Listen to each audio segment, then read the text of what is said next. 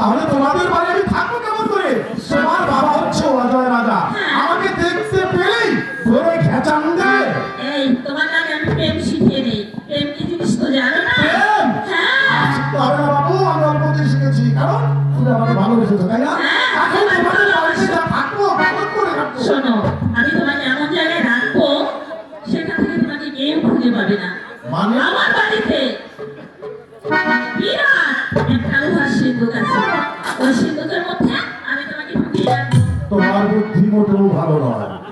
এত বড় সিন্ধুকের মধ্যে তুমি যদি আমাকে আটকিয়ে রাখো, আমার যখন পায়খানা পেচ্ছাপ আসবে তখন উপায়টা কি হবে আমার? সময় মতো আমি তোমাকে বেরও করে দেবো। তোমাকে আরো অনেক কোথায় রাখবো জানো? আরেকটি জায়গা আছে।